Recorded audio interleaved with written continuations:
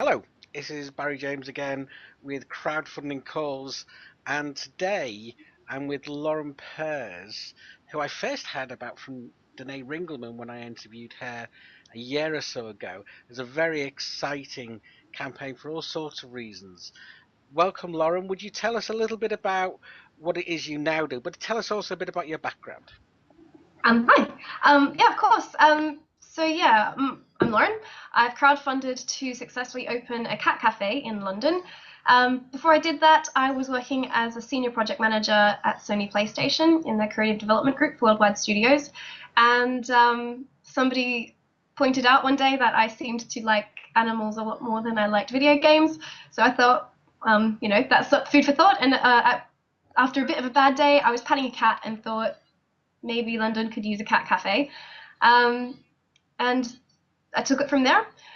Um, the first sort of exploratory steps in trying to open a cat cafe involved finding out whether or not it was legal, and it turned out that it is possible. So after finding that out, I decided to go on a bit of an adventure to try and secure funding.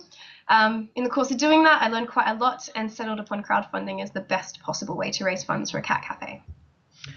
And when we spoke previously, you told me a little bit about how you ended up there. You had one or two experiences along the way when you were looking to finance this, didn't you?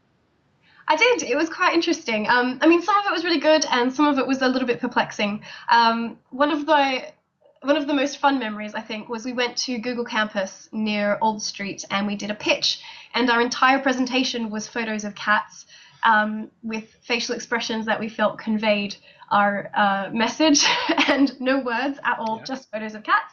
Mm. And we pitched the idea of Lady Dinah's Cat Emporium to a group of tech entrepreneurs, and we won for best pitch of the night, and we got a chocolate Santa, which was quite fun.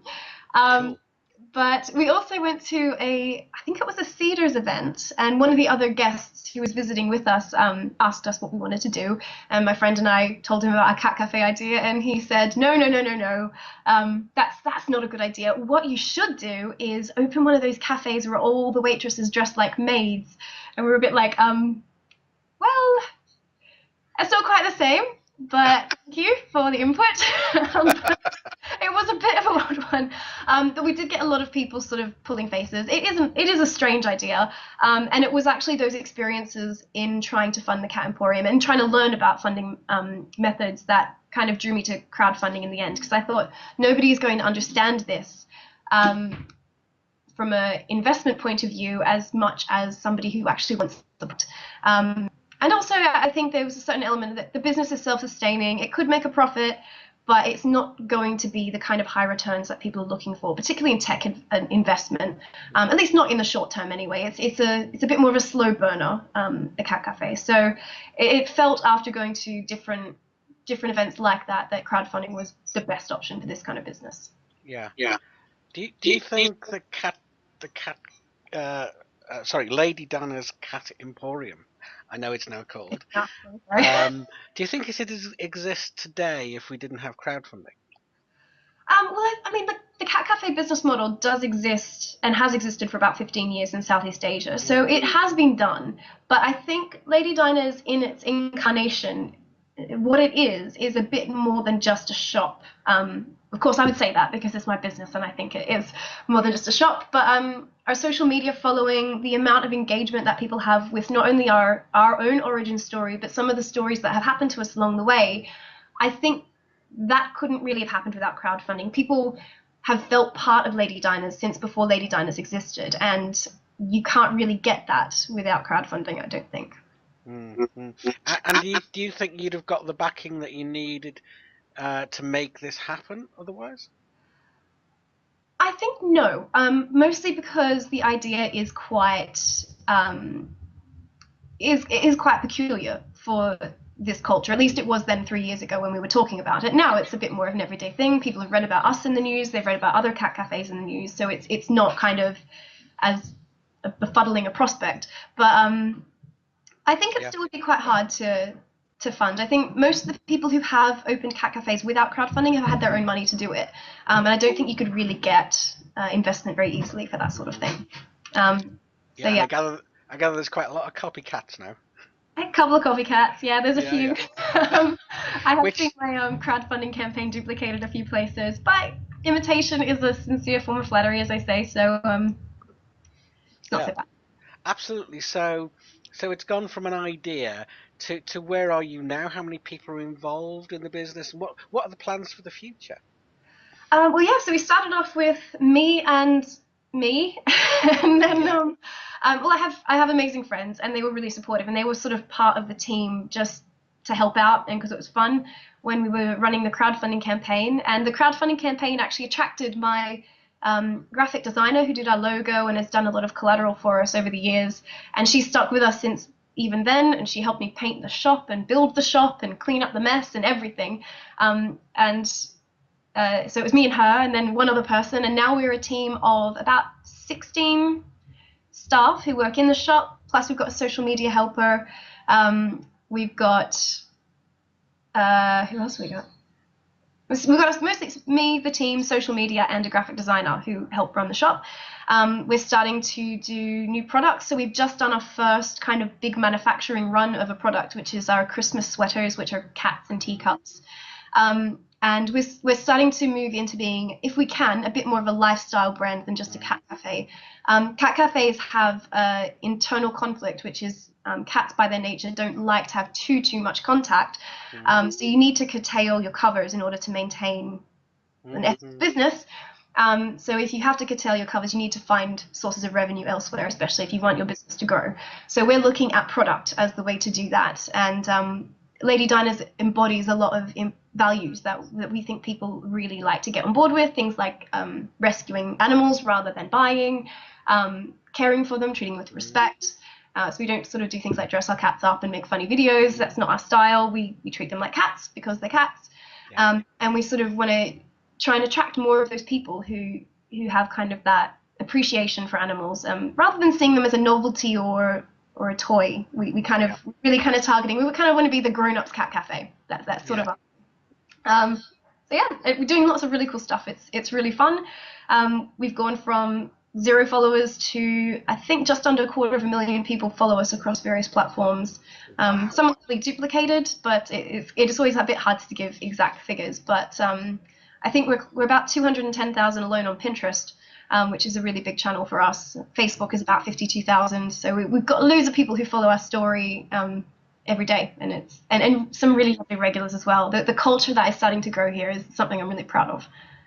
Excellent. Well, maybe we could come back to that in a second. But I just like to kind of just summarize for a second because I think it's really interesting. So this is a business that probably wouldn't have existed without crowdfunding because you probably wouldn't have been able to get something so innovative together, and it now employs 16 people plus yourself Yeah. and another person. So that's 18 people, and has been copied.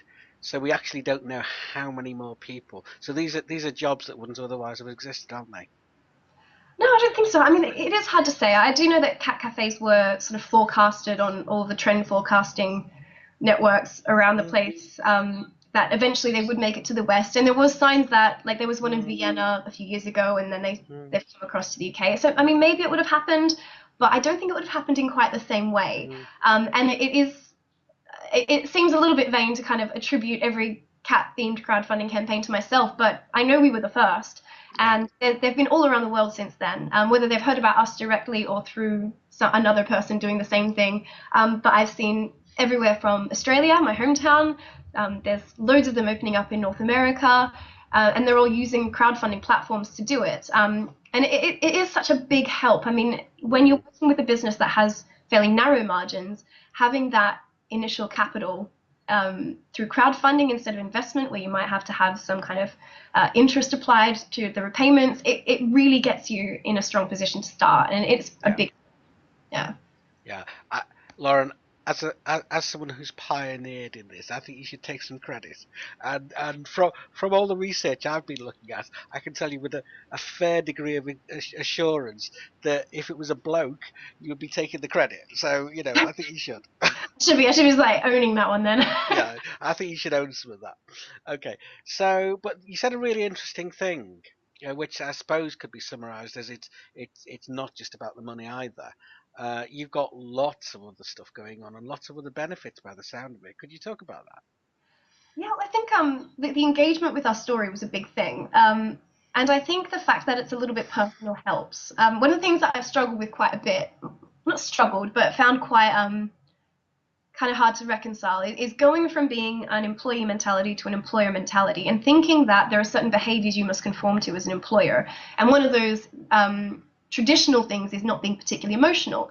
But the thing is every single person on this planet has an emotional range. Mm, And through crowdfunding, through social media engagement, you can kind of reach people on that level. And I actually think it's very powerful. I think turning that off for mm, a business like a cat cafe is a bad thing. mm, And it's taken me probably the entirety of running this shop, 3 years or so, to realize that some businesses do have an emotional element, and a cat cafe does, because the way people feel about their animals and the way people feel about a business like this is predominantly emotional. mm, And it can mean that they get very upset and very angry with you, but it can also mean that they can feel more part of what you do. So people have an emotional attachment to my animals. They like, they've got favorites. They like Moo, they like Donnie, they like Wookie. And I think having that kind of relationship with people very early on, they share your struggles. They knew all about all our planning challenges when we had this big bin space that was in the middle of what is now our kitchen, and we had to mm, fight a little bit to get that mm, space and use it as a kitchen. mm, They were part of all that stuff. mm, And traditionally, people never see behind the curtain if you've got your money, you're setting up, and then you open your doors. And I think that is a really, it builds like a really strong relationship. And there are people who came to my shop and painted it for me who are still regulars at my cafe. I'm thinking of one lady in particular. Her name's Hillary. She came and painted the basement. Her favorite cat is Donnie. She talks to us all the time on Facebook. She's come and had high tea in the past couple of months, and I know her, and she's a really important part of my business. mm, Those people who were there at the very beginning and they're still with us now. mm. And I think it just kind of, it brings a really special dimension. I think this Yeah, business has a lot of heart, and it yeah, means a lot to a lot of people, including me and including my staff. And I do think crowdfunding is a really big part of creating that feeling. yeah, Yeah. yeah. It's really interesting because what you seem to be describing is you co-created this thing, this business. It's more than a business, isn't it? Yeah. With a community. Yeah, and actually, we did take a lot of feedback. It's kind of easy to forget because we've been running now for 18 months. But in the Mm, very early days, the nature of Lady Dinah's has been formed by input from the community from day one. mm, And I think it's interesting to see some of the guys who are coming up now, because they don't have quite the same pressure. And I think this was mm, one of the downsides. We had so much press and so much attention, and so much scrutiny that we got put in a very, very small box, and now we're mm, quite confined in terms of what people will accept Lady Dinah's doing. We have mm, rules, and we built them with them, and we must follow them. But now we can see cafes down the road who have something like 17 to 20 cats, mm, which when we were setting up, that was not acceptable for us to mm. do. So we're Yeah, finding that we kind of we've got that thing, when you're the older sibling of the older yeah, child, and then yeah, you see the younger child getting away with a load of stuff that you would never have gotten yeah, away yeah, yeah, yeah, with. So having that engagement and that scrutiny has put constraints on the business, yeah, but at the same time, if those are important values for our customers, it's not really an onerous thing to have to fit in with them. It's yeah, actually a blessing that we know about them. yeah. Um, so yeah, there's been good and bad things. Also, I mean, it's my first business. It's the first cat cafe, and to open with newspapers banging down the door at 9 o'clock in the morning on our first day, Mm, and not really knowing how it's going to all work out. I mean, I never run a hospitality business before. mm, It was quite it was a little bit traumatic for the first yeah, couple of months, having to do probably one of the hardest things I've ever done in my life, with yeah, everybody watching, and internet people, they want to poke holes, and it definitely made my skin a lot thicker, a lot more quickly than I thought it would. But yeah, yeah, it was good. I mean, I think my fundamental experience with crowdfunding was very positive, but it mm, did come with some real challenges as well. So it's yeah, it's not for the faint-hearted. You really got to put yourself out there when you do a crowdfunding campaign, I think. yeah. It sounds like you'd do it all again, though. Yeah, I think I would. Although maybe for a different business. I think Yeah, I think it's very hard when you've got live animals and you really care about them. It's Mm, been very difficult to try and manage the yeah. balance where I want to keep my animals very happy, but I also need to keep my Mm, customers happy. And sometimes those two things, the mm, needs of the animals and the desires of the customers, are not in alignment. So yeah. probably wouldn't sign up to do another cat cafe. Don't tell anyone Yeah. that. But I love it for what it is. But I think that it's such an impossible position, and you have to work so hard. And my hat Yeah. goes to everybody who's done it Yeah. around the world, because you feel quite a lot of challenging and conflicting requirements from Yeah. people. Well, when you select your next world beating venture, do let me know because I want to be one of your first backers. Oh, I've already got a few ideas.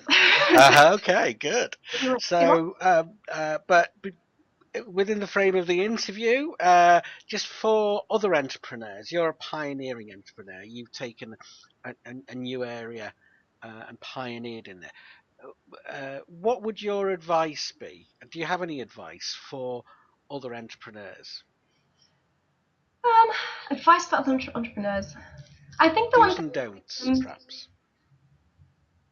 yeah, I think it sounds a little bit kind of twee, but I do think what you do needs to be something that comes from the heart. Like you have to want to do the work for the sake of the work, as Mm, opposed to doing it for the sake of wearing the entrepreneur badge.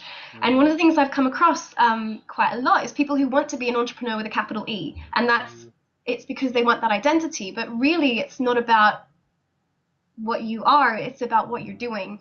yeah. And being an entrepreneur is a lot of really hard work and a lot of personal sacrifice as well.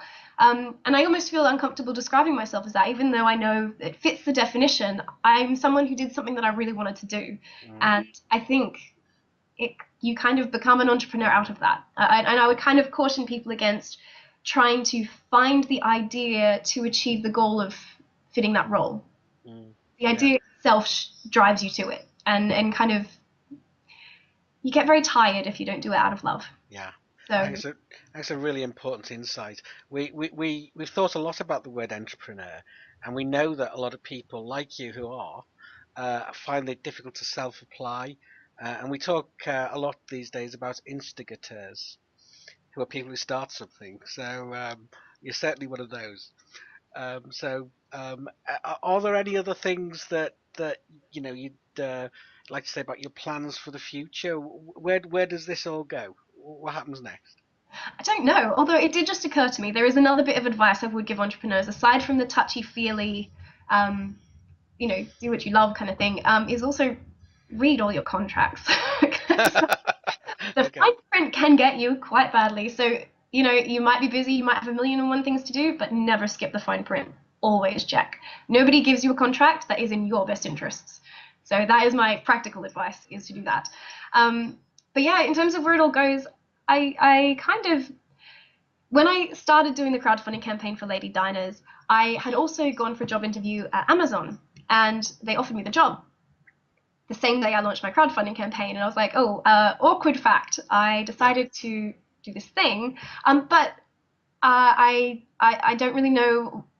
Can you give me some time to think? And they were like, yeah, cool. And they were amazing. HR team. They were really amenable and quite Yeah. friendly, happy to work with me on it. But I had the crowdfunding campaign running for a week. Nobody was interested, and I was a little bit mortified. I was like, oh god, okay, so embarrassing. Yeah. So I actually accepted the job at Amazon, only to have Wired magazine call me 2 hours later and say, we just saw about your campaign. Do you want to come be interviewed? And then I was down in the Wired offices the same day, and then all of a sudden my inbox exploded. Every newspaper in the country was contacting me about this Cat Cafe Yeah. crowdfunding campaign, and it all went completely crazy. So even when I started, I half didn't expect to succeed. So to find myself in this position today, I've read the analogy many times. People see somebody riding a lion and think how brave that person is riding a lion. But meanwhile, the person in the lion is thinking, how did I get on this lion? And what am I going to do? That's pretty much how Lady Dungeons has come to pass. We always just keep trying to make the best decision that we can at the time with the information we have, and we've gone into something bigger than we ever imagined. Um, so in a way, there is no plan. I am training the people who work for me, and one day I think they'll be able to run the shop. They're amazing. They're the Mm, most wonderful team, and I'm so proud of them. They've gone through a mm, lot with me, and you don't even recognize them from who they were when they began, and it's a really really nice place to work. Mm, Um, but ultimately, when they take over for me, I don't know what's next. mm, I think I'm a yeah, bit of an opportunist. I wait until I find something feels right. yeah, I don't really tend to fix myself into a 5-year plan yeah, unless it's a business. And even then, I understand that the world is going to bring about changes that will affect whatever I decide. So yeah. I'm somewhere between a planner and a opportunist. It's probably the best word. If things change, I adapt. So I don't know. In short, I have no idea. I've got some new ideas. I've got some things that I could do with Lady Dinah's, some things that I could do separate to it. So I guess I'll just wait and see which one feels right. So it sounds to me that this is a business that's now employing all these people, but it's actually more than a business, isn't it? There was something that I observed early on, which is that at the heart of every successful crowdfund, there's a group of people who care enough about something um, to actually fund it, and this is a great example of that. So it's been an absolute pleasure talking to you, Lauren. It's I can't wait to hear what when you're ready, what comes next, and thank you for being with me today. Yeah, it's a pleasure. Thank you very much for interviewing me. You're welcome.